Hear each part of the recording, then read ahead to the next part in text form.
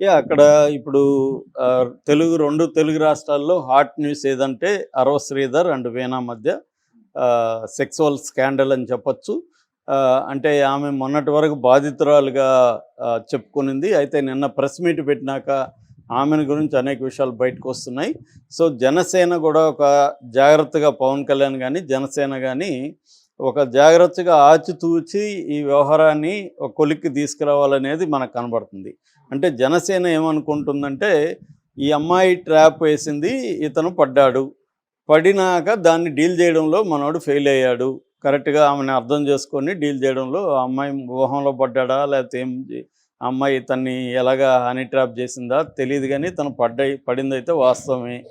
So, video calls విపరీతంగా చేశాడు. ఆ అమ్మాయి చెప్తుంది 400 వీడియో కాల్స్ ఉన్నాయని. అసలు ఇవాళ మామూలు చదువుకున్నోళ్ళు గానీ, మామూలు జనమే వీడియో కాల్ చేయాలంటే భయపడుతున్నారు.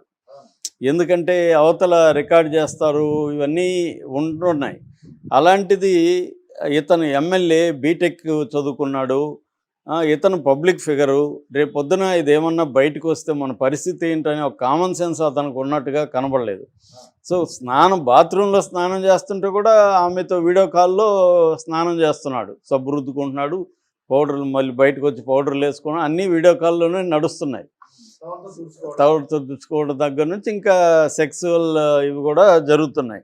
అంటే ఇదేందంటే చాలామందికి వీడియో కాల్స్‌లో సెక్స్ అనేది ఒక ప్లెజర్ ఇస్తది. అది రియల్ కాదు నిజానికి. ఇది ఫేక్ అది. విర్చువల్ కదా! కానీ విర్చువల్‌లో ఒక థ్రిల్ ఉంటదనమాట. ఆ థ్రిల్‌ని వీళ్ళు అనుభవించడానికి ట్రై చేస్తారు. నిజానికి అతను అమ్మాయి ఏమన్నా వేరే స్టేట్‌లోనో, వేరే కంట్రీలోనో ఉంటేనా అర్థం చేసుకోవచ్చు.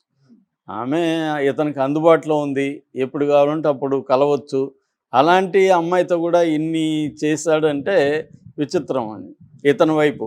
ఇతనైతే ఒక వాళ్ళ అమ్మ చెప్పినట్టుగా వాళ్ళ అమ్మ ఉత్తముడు, అమాయకుడని చెప్పింది కానీ, ఉత్తముడా కాదో మనకు తెలీదు కానీ అమాయక లక్షణాలు అంటే కొన్ని లక్షణాలైతే అతనికి స్మార్ట్ లక్షణాలు కనబడలేదు. అంటే ఒక రిలేషన్‌షిప్‌ని ఎలా డీల్ చేయాలి అనే దగ్గర ఫెయిల్ అయినట్టుగా మనకు క్లియర్‌గా అర్థమవుతుంది. ఇవాళ రేపు ఏందంటే ట్రాపులు విపరీతంగా ఉంటున్నాయి. నాకు కూడా అప్పుడప్పుడు ఫోను వచ్చి are you ready for video call అని వస్తుంది. ఇమ్మీడియేట్‌గా నేను బ్లాక్ చేస్తాను.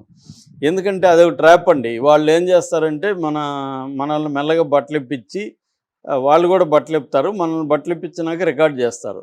చాలామంది ఏమనుకుంటారంటే వాట్సాప్‌లో వీడియో కాల్ రికార్డ్ చేయలేం కదా అనుకుంటారు. ఏం లేదు, అన్నీ చేయొచ్చు. మన ఫోన్లలో సాఫ్ట్‌వేర్లు వేసుకుంటే అవన్నీ రికార్డ్ చేస్తాయి. అట్లాగే ఇప్పుడు మీ ఫోన్ని నేను చేయాలనుకోండి, నేను కొన్ని సంస్థలు ఉన్నాయన్నమాట. For example child monitor, one spy ఇలాంటి చాలా ఉన్నాయి. వాళ్ళకి మనం డబ్బులు కట్టామంటే వాళ్ళు మనకు ఒక కోడ్ లాంటిది ఇస్తారు, నెంబర్ ఇస్తారు. దాని తర్వాత నేను ఆ సాఫ్ట్‌వేర్‌ని మీ ఫోన్లో ఇన్‌స్టాల్ చేయాలి. మీ ఫోన్ నేను 10 నిమిషాలు తీసుకోగలిగాను అనుకోండి. ఇన్‌స్టాల్ చేసేసినాక మీ ఫోన్లో మీరు కాల్స్ చేసుకున్నా, మెసేజ్‌లు పెట్టుకున్నా, వీడియో కాల్స్ చేసుకున్నా, ఏమున్నా మీ ఫోన్లో నుంచి నాకు డాష్‌బోర్డ్ ఇచ్చేస్తాడు. నా డాష్‌బోర్డ్‌లో వచ్చేస్తుంది. ఇప్పుడు మనిద్దరం మాట్లాడుకునేది కూడా రికార్డ్ అయిపోతుంది.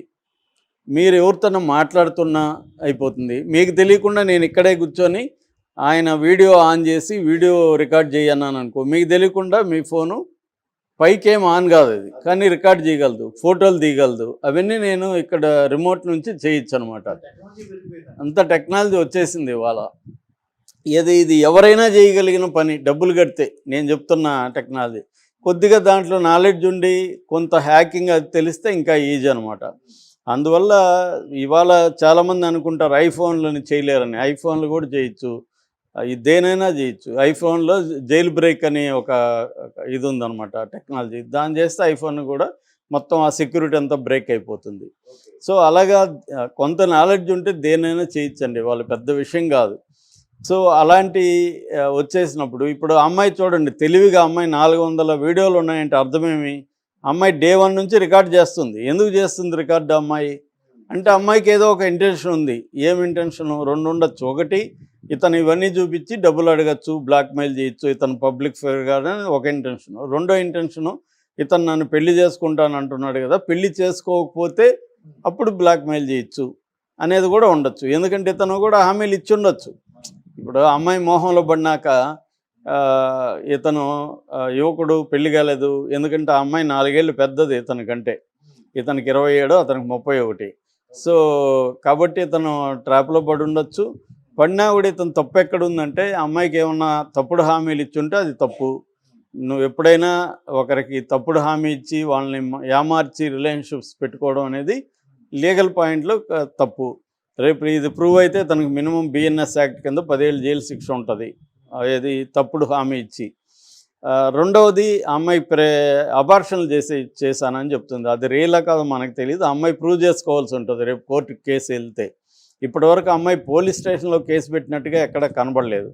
అంటే ఇదంతా కూడా అతను పబ్లిక్ ఫిగర్ కాబట్టి, జనసేనలో ఉంటాడు కాబట్టి ఆటోమేటిక్గా తనకి వైసీపీ వాళ్ళ సపోర్ట్ ఉంటుందని అమ్మాయికి తెలిసినట్టుగా మనకు అర్థమవుతుంది. ఎందుకంటే ఆ అమ్మాయి నాలెడ్జబుల్ క్లియర్గా తెలుస్తుంది, నాలెడ్జ్ ఉంది, అమ్మాయికి సర్కిల్ ఉంది. ఆల్రెడీ అమ్మాయి చాలామందిని కాంటాక్ట్ చేసింది ఈ విషయంలో. అంటే ఒకటేందంటే ఆ అమ్మాయి జెన్యూన్గా ఇతను నన్ను పెళ్లి చేసుకుంటాడని ఇతనితో స్నేహం చేసి ఉండొచ్చు, మనకు తెలీదు. లేదు అమ్మాయి ప్లాన్ చేసి ఇతన్ని బ్లాక్మెయిల్ చేసి డబ్బులు లాగాలనేది కూడా ఉండొచ్చు. అది కూడా మనం బయట నుంచి చెప్పలేము. ఇవన్నీ కూడా కోర్టులో తేలాల్సిందే. ఇదేంటంటే మీడియా ట్రయల్ చేయడం కరెక్ట్ కాదు. కాకపోతే ఏంటంటే దీని నుంచి ఇప్పుడు జనసేన స్ట్రాటజీ ఏంటి అనేది మనం ఆలోచించినప్పుడు వైసీపీ ఏమో దీన్ని ఉపయోగించుకొని కూటమి మీద అటాక్ అనేది మొదలుపెట్టింది. ఎందుకంటే కూటమిలో జనసేనకి తెలుగుదేశానికి మధ్య గొడవ పెట్టాలనేది వైసీపీ ఎప్పటి నుంచో ట్రై చేస్తుంది.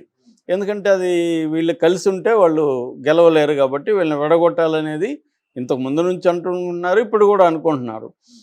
కాబట్టి ఒక వెర్షన్ ఏంటంటే వైసీపీ చేస్తున్నది ఈ వీడియోలంతా బయట పెట్టడం, అమ్మాయికి అండగా ఉండడం ఒకటైతే, రెండవది జనసేనని టార్గెట్ చేస్తూ ఇదంతా కూడా తెలుగుదేశం వాళ్ళే చేస్తున్నారు, అక్కడ రూపానందరెడ్డి ఎక్స్ఎమ్మెల్యే ఇలాంటి వాళ్ళే చేస్తున్నారు అన్న ఒక నెరేటివ్ని వైసీపీ బిల్డప్ చేసి తీసుకెళ్తుంది.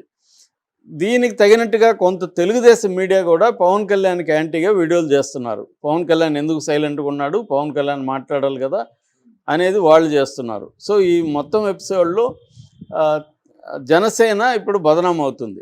అందువల్ల జనసేన టాక్టిక్స్ ఏందని, పవన్ కళ్యాణ్ స్ట్రాటజీ ఏందని మనం ఆలోచిస్తున్నప్పుడు, ఒకటి దీన్ని కొద్దిగా పోస్ట్పోన్ చేయాలంటే కమిషన్లు విచారణ వేయడం. ఇది పాత ఓల్డ్ టెక్నిక్.